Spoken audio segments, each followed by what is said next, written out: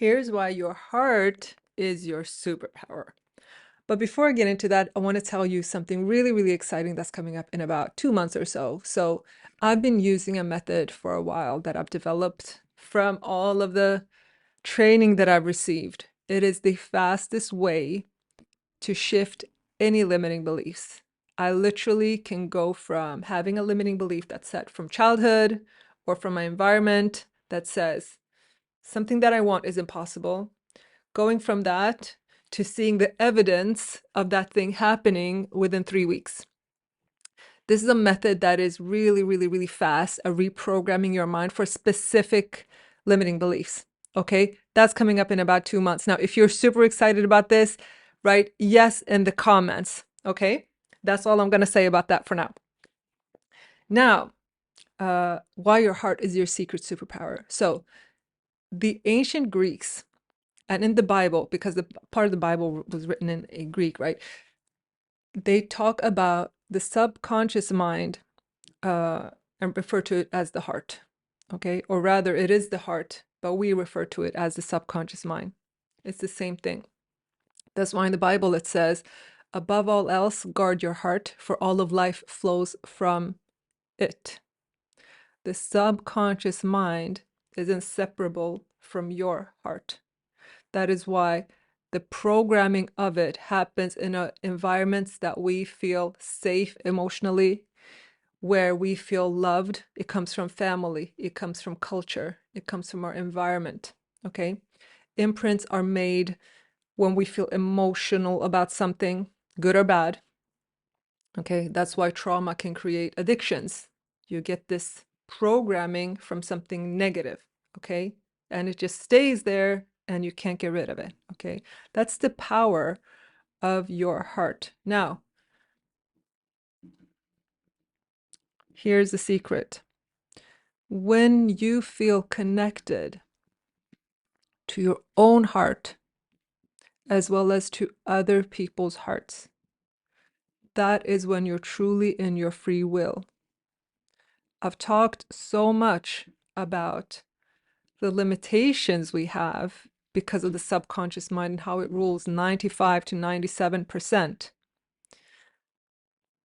But here's what I missed in telling you is the reason why it controls so much is because we are most of the time disconnected from our heart.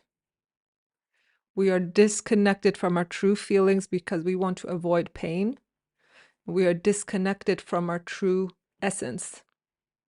So when you are in your heart, meaning you are connected to how do I truly feel, and be aware of that, good and bad, that means you also have to be able and willing to feel the negative feelings.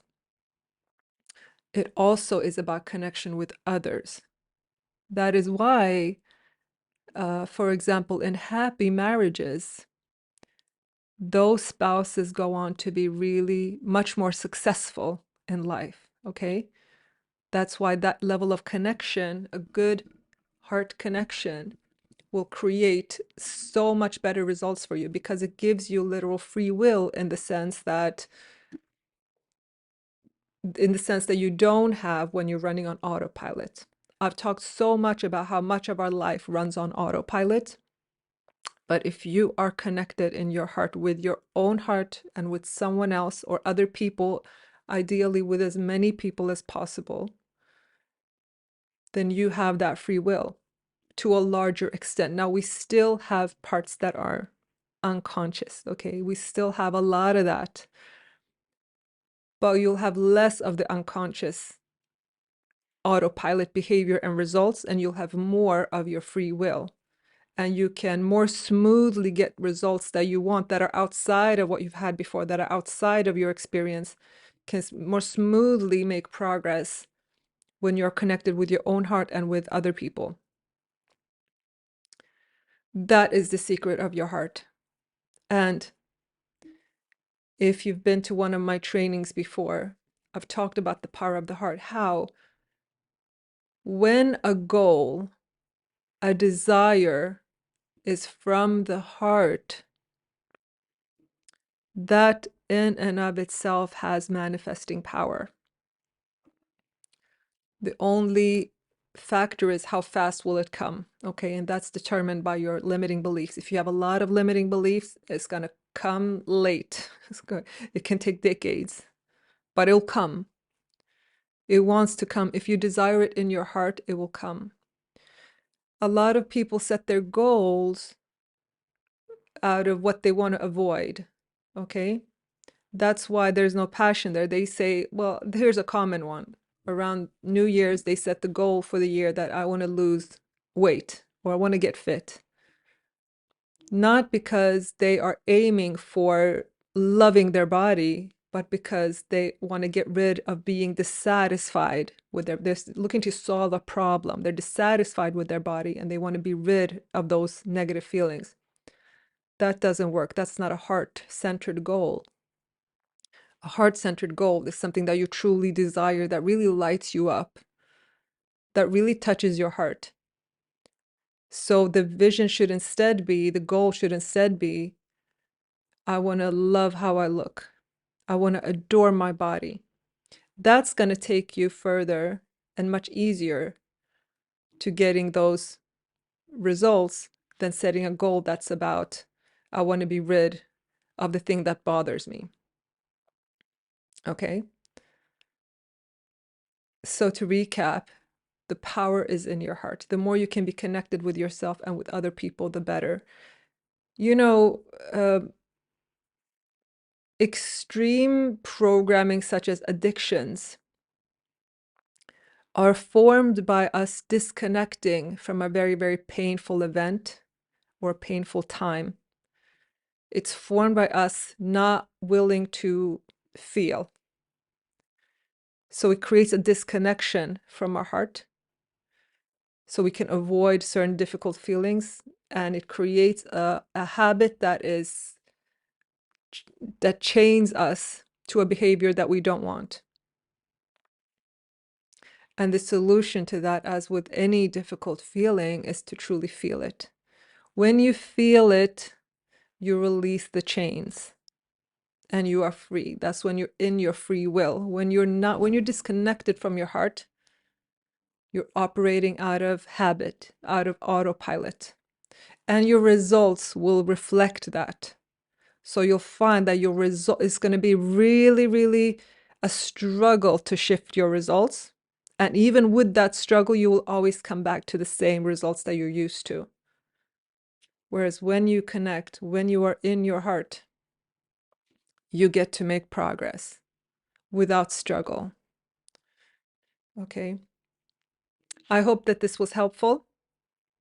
Okay. There is still time to sign up for Waves of Wealth, where we are going to, here's what we're going to talk about in Waves of Wealth. So we're going to be talking about these types of goals that I mentioned. Heart-centered quantum leap goals. These are goals that are not just going to take you to get rid of a problem. It's going to take you to the very dreams that you want, things that you truly, truly desire in your heart. We're going to talk about that. We're going to talk about the paradigms, which are the patterns that are passed down to us from our environment, from our upbringing, from the whatever media we watch. We're going to talk about those paradigms and how they change and how they influence us. We're going to talk about self-image, because how you see yourself will determine what you can and cannot achieve. How often have you thought, when you look at someone with fantastic results, and said, sure, they can do it, but people like me, they don't achieve that. People from my background, people from my ethnicity or race, people of my gender, people of my family. My family has always been poor. My family has always been such and such. How many times have you not thought, they can do it, but that doesn't apply to people like me? Okay? So when we talk about representation and stuff in the culture, that's because it's got to do with the self-image. Okay, we want to be able to see ourselves as something that we want.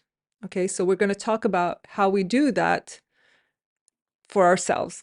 Okay, then we're going to talk about the terror barrier, which is the number one reason why when we go for our big goals, we go for the things that we want, when we do it on our own and we hit the terror barrier inevitably, we hit that fear and self-doubt, how it functions to keep us stuck where we are, how it pushes us back to where we started from so that we don't make progress. We're going to understand the terror barrier so that when it comes, because it definitely will come, okay? When you change a pattern, it will come. So we got to understand how that works. And I also have a lot of surprises at the end that you're going to be really delighted by. Okay? So information is in the description. Okay, bye.